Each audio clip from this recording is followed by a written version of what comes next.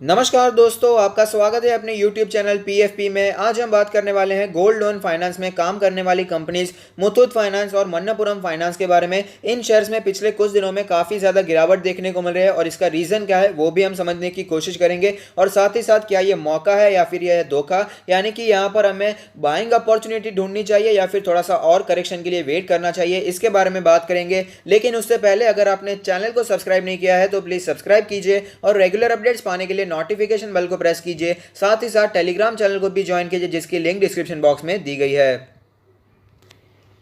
सबसे पहले आरबीआई के द्वारा एलटीवी रेशियो में जो चेंज देखने को मिला है उसके बारे में फिर से एक बार चर्चा कर लेते हैं। हालांकि इसके बारे में हमने डिटेल में पहले डिस्कशन कर लिया है। ये पुरानी न्यूज़ है, अगस्त 6 में हमें ये न्यूज़ देखने को मिली थी। तो यहाँ पर एक्सपर्ट्स का मानना है कि increase in LTV ratio negative for gold loan financing firms but good for banks. यहाँ पर एलटीवी रेशियो क्या होता है वो समझ लेते हैं। एलटीवी रेशियो का मतलब है लोन टू वैल्यू रेशियो, यानी कि अगर आप पहले यहाँ पर 1 लाख का सोना गिरवी रखते थे तो आपको 75,000 मिलते थे, लेकिन वो वैल्यू बढ़ाकर अब 90,000 कर दी गई है। यानी कि परसेंटेज यहाँ पर 75% से बढ़कर यहाँ पर 90% कर दिया गया है, जो कि बोरोवर्स के लिए अच्छी बात है। और यहाँ पर एक्सपर्ट्स का मानना है कि एलटीवी रेशियो बढ़ा दिया है वो नेगेटिव है गोल्ड लोन फाइनेंसिंग फर्म्स के लिए, लेकिन अच्छी बात है बैंक्स के लिए। यहाँ पर उसका रीजन क्या है वो भी समझाने की कोशिश करूंगा। यहाँ पर कंपटीशन बढ़ जाएगा, यहाँ पर लोग अभी कहीं पर भी जा सकते हैं, बैंक्स में भी गिरवी रखा सकते हैं। और मुथूट फाइनेंस और मणप्पुरम फाइनेंस का तो काम ही ये है कि यहाँ गोल्ड लोन फाइनेंस पर ज्यादा फोकस करते हैं। और इसी वजह से जब ये न्यूज आई थी तब हमें गिरावट देखने को मिली थी,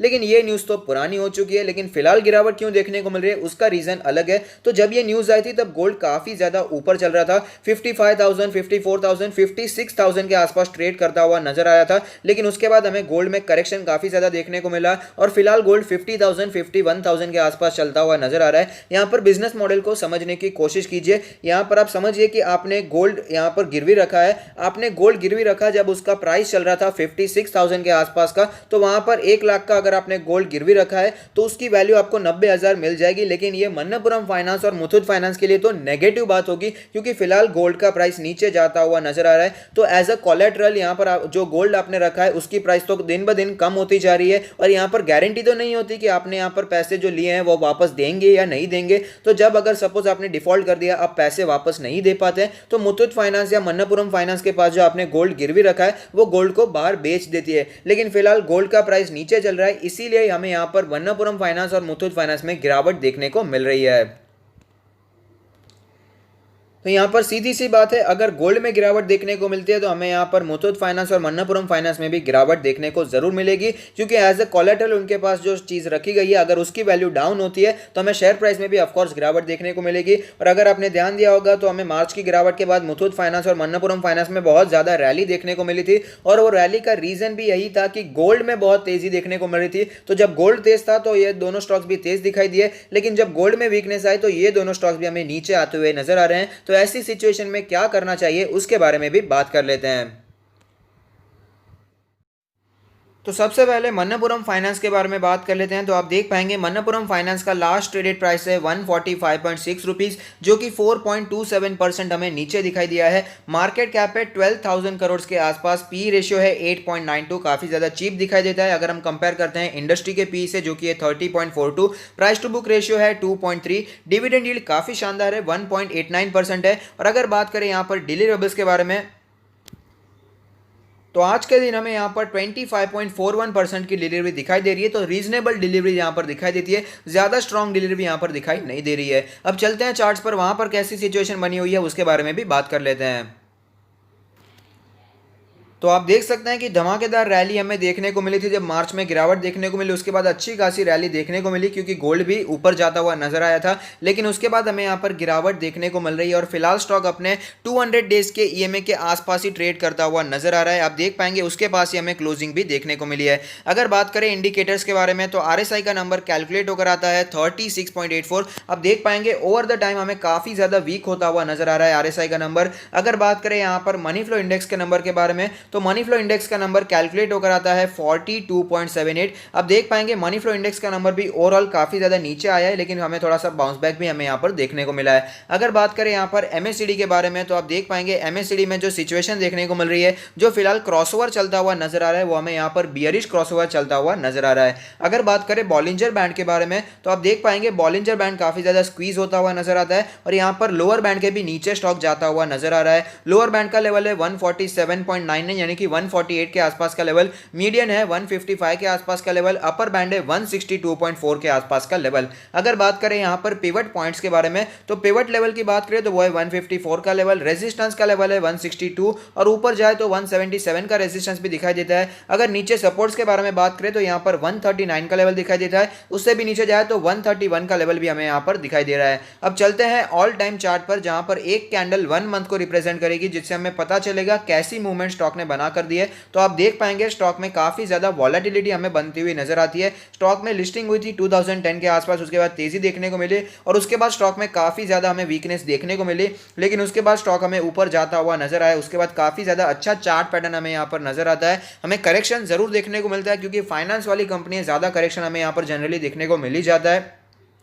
तो यहाँ पर आप देख पाएंगे जब भी जनरली ये करेक्शन हमें देखने को मिलता है, तो ये सपोर्ट लेता है अपने 50 मंथ्स के ईएमए के आसपास, जो कि फिलहाल कैलकुलेट होकर आता है 114 का लेवल, और 20 मंथ्स के ईएमए के आसपास इसने काफी दिनों तक ये कंसोलिडेशन भी करता हुआ नजर आता है। तो 20 मंथ्स का जो ईएमए फिलहाल कैलकुलेट होकर आता है वो है 137 के आसपास का लेवल। अगर बात करें यहाँ पर पोजिशन के बारे में, तो अगर आपने ऊपर पोजिशन बनाकर रखी है तो मेरा मानना है कि फिलहाल आपको घबराना नहीं चाहिए। कंपनी अच्छी है, लॉन्ग टर्म के लिए इसमें आप कंटिन्यू कर सकते हैं, डिविडेंड यील्ड भी अच्छा है, ज्यादा यहाँ पर वैल्यू अनलॉकिंग भी नहीं हुई है, तो यहाँ पर आपको कंटिन्यू करना चाहिए। और साथ ही साथ अगर आपको लगता है कि यहाँ पर गोल्ड में काफी ज्यादा गिरावट आ जाएगी, तो इसके चांसेस में मुझे कम दिखाई दे रहे हैं, तो कंटिन्यू करना ही बेहतर रहेगा। और अगर बात करें यहाँ पर जिन्होंने नीचे पोजीशन बनाकर रखी है, जो फिलहाल प्रॉफिट में चल रहे हैं, जिन्होंने लॉन्ग टर्म के लिए लिया है उसे प्लीज कंटिन्यू होल्डिंग करने में कोई भी प्रॉब्लम नहीं है, लेकिन जिन्होंने शॉर्ट टर्म के लिए लिया है, आप देख पाएंगे 200 डेज का ईएमए यहाँ पर बहुत ही ज्यादा इंपॉर्टेंट क्रूशियल सपोर्ट हमें दिखाई देता है। ये लेवल टूटता है तो और भी गिरावट हमें देखने को मिल सकती है, तो ये लेवल पर आपको ध्यान जरूर बना के रखना है। अगर बात करें यहाँ पर फ्रेश इन्वेस्टमेंट के बारे में,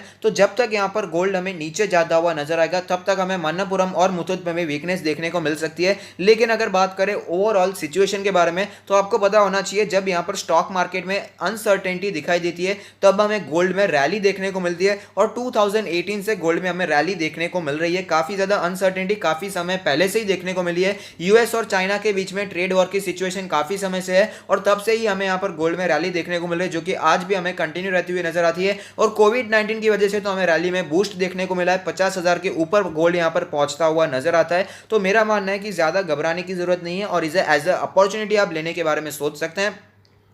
तो जो एग्रेसिव इन्वेस्टर हैं, जो एक्टिव इन्वेस्टर हैं, वो करंट मार्केट प्राइस से अगर बाय एंड डिप्स करना शुरू करते हैं, तो उसमें कोई प्रॉब्लम मुझे दिखाई नहीं देती है, क्योंकि आप देख पाएंगे इंपॉर्टेंट सपोर्ट दिखाई दे रहा है 200 डेज का ईएमए। मुझे लगता है ये सपोर्ट यहाँ पर टेस्ट कर सकता है, थोड़ा सा हमें यहाँ पर कंसोलिडेशन दिखाई दे सकता है। अगर आपको कंसोलिडेशन दिखाई देता है, तो यहाँ पर आप थोड़ा सा बाइंग करने के बारे में शुरू कर सकते हैं। और यहाँ पर मैं आपको रेकमेंड भी करता रहूंगा, टेलीग्राम चैनल पर अपडेट भी करता रहूंगा। तो मेरा मानना है कि अगर आपको यहाँ पर स्टॉक 140 से 150 की रेंज, ओवरऑल जो रेंज है, वहां पर अगर आप बाइंग करते हैं एग्रेसिव इन्वेस्टर, तो कोई भी प्रॉब्लम नहीं है यहाँ पर। लेकिन जो वेट करना चाहते हैं, जो कंजर्वेटिव इन्वेस्टर हैं, उनके लिए जो मैं लेवल्स बताना चाहूंगा वो है 120 से करके 130 के आसपास का लेवल। जो वेट करना चाहते हैं इस लेवल के आसपास का वेट कर सकते हैं। चलिए अब बात कर लेते हैं यहाँ पर मुथूट फाइनेंस के बारे में। तो मुथूट फाइनेंस का लास्ट ट्रेडेड प्राइस है 1094 रुपीज़, जो कि 2.52% हमें नीचे दिखाई दिया है। मार्केट कैप की बात करें तो ये एक लार्ज कैप कंपनी, आप देख पाएंगे मन्नपुरम फाइनेंस है, काफ़ी ज़्यादा बड़ी कंपनी है, 44,000 करोड़ के आसपास की मार्केट कैप है। पी रेशियो भी महंगा दिखाई दे रहा है, 13.23 दिखाई देता है in comparison to Manappuram finance. Industry का पी है 30.42, प्राइस टू बुक रेशियो भी हमें इन कंपेरिजन महंगा दिखाई देता है, 3.79 दिखाई देता है। डिविडेंड यील्ड इसका भी काफ़ी शानदार है, 1.37% का डिविडेंड यील्ड है।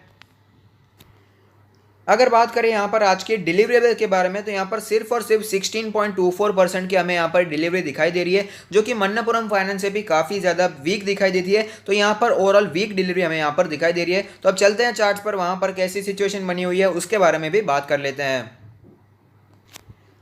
तो आप देख सकते हैं मार्च की गिरावट के बाद भयंकर रैली हमें देखने को मिली थी, लेकिन वो रैली में हमें ठंडक देखने को मिल रही है। स्टॉक नीचे आता हुआ नजर आ रहा है, जैसे गोल्ड हमें नीचे आता हुआ नजर आ रहा है। अगर बात करें करंट सिचुएशन के बारे में, तो फिलहाल स्टॉक अपने 100 डेज के ईएमए के आसपास हमें ट्रेड करता हुआ नजर आता है। इंडिकेटर्स के बारे में बात करें तो आप देख पाएंगे आरएसआई का नंबर कैलकुलेट होकर आता है 35.96। काफी ज्यादा गिरावट हमें यहाँ पर देखने को मिल रही है, काफी ज्यादा वीकनेस हमें देखने को मिल रही है। मनी फ्लो इंडेक्स के नंबर के बारे में बात करें तो मनी फ्लो इंडेक्स का नंबर कैलकुलेट होकर आता है 36.99। अब देख पाएंगे हाईली ओवरबॉट कैटेगरी से काफी ज्यादा नीचे आ गया था, उसके बाद बाउंस बैक देखने को मिला, लेकिन वापस यहां पर हमें गिरावट देखने को मिल रही है। अगर बात करें यहां पर इसके एमएससीडी के बारे में, तो एमएससीडी में जो फिलहाल क्रॉसओवर चलता हुआ नजर आ रहा है, एमएससीडी में काफी समय पहले ही बियरिश क्रॉसओवर देखने को मिला और उसके बाद अच्छी खासी गिरावट भी हमें देखने को मिली है। अगर बात करें यहां पर इसके बॉलिंजर बैंड के बारे में, तो आप देख पाएंगे स्टॉक ने बॉलिंजर बैंड के लोअर बैंड के आसपास ट्रेड कर रहा है, और अगर मीडियन की बात करें तो वो 1181 का लेवल, अपर बैंड है 1261 के आसपास का लेवल। अब बात कर लेते हैं यहां पर पिवट पॉइंट्स के बारे में, तो यहां पर पिवट लेवल कैलकुलेट होकर आता है 1187 के आसपास का लेवल, रेजिस्टेंस है 1283 के आसपास का लेवल। सपोर्ट्स की बात करें तो यहां पर 1050 का लेवल एज ए सपोर्ट दिखाई दे सकता है, उससे भी नीचे जाए तो यहां पर 953 का लेवल भी हमें यहां पर दिखाई देता है। अब चलते हैं ऑल टाइम चार्ट पर, जहां पर एक कैंडल 1 मंथ को रिप्रेजेंट करेगी, जिससे हमें पता चलेगा कैसी मूवमेंट स्टॉक ने बना कर दी है। तो आप देख पाएंगे धमाकेदार स्टॉक रहा है, मल्टी बैगर रिटर्न्स इसने हमें बना कर दिए हैं। कभी भी ज्यादा डीप करेक्शन स्टॉक में देखने को नहीं मिला है। जब भी करेक्शन देखने को मिलता है तो 50 मंथ्स का ईएमए एज हमें सपोर्ट दिखाई देता है, और 20 मंथ्स का ईएमए हमें कंसोलिडेशन फेज हमें यहां पर दिखाई देता है। तो यहां पर फिलहाल 50 मंथ्स का ईएमए तो काफी ज्यादा नीचे है, 600 के आसपास दिखाई दे रहा है, और 20 मंथ्स का ईएमए भी 826 के आसपास हमें दिखाई देता है, वो भी काफी नीचे दिखाई दे रहा है। तो ऐसी सिचुएशन में पोजीशंस लेकर रखिए, ऊपर पोजीशन लेकर रखिए। तो मेरा मानना है कंपनी अच्छी है, बने रहिए, लॉन्ग टर्म के लिए आप यहां पर बने रह सकते हैं, कोई भी प्रॉब्लम नहीं है। लेकिन अगर आपने नीचे पोजीशन बनाकर रखी है, आप अभी प्रॉफिट में चल रहे हैं, लॉन्ग टर्म के लिए लिया है तो कंटिन्यू होल्डिंग कीजिए। लेकिन अगर आपने शॉर्ट टर्म के लिए लिया है, अगर ये 100 डेज का ईएमए टूटता है तो हमें और भी गिरावट देखने को मिल सकती है, क्योंकि ये level as a crucial support हमें दिखाई दिया है। आप देख पाएंगे इसी लेवल के आसपास काफी दिनों तक कंसोलिडेशन किया, उसके बाद तेजी दिखाई दी, और उसके बाद यहां पर भी हमें गिरावट देखने को मिली, तब यही लेवल एज ए सपोर्ट दिखाई दिया और वापस थोड़ी सी तेजी भी देखने को मिली थी। तो ये लेवल अगर टूट जाता है तो हमें और भी गिरावट देखने को मिल सकती है।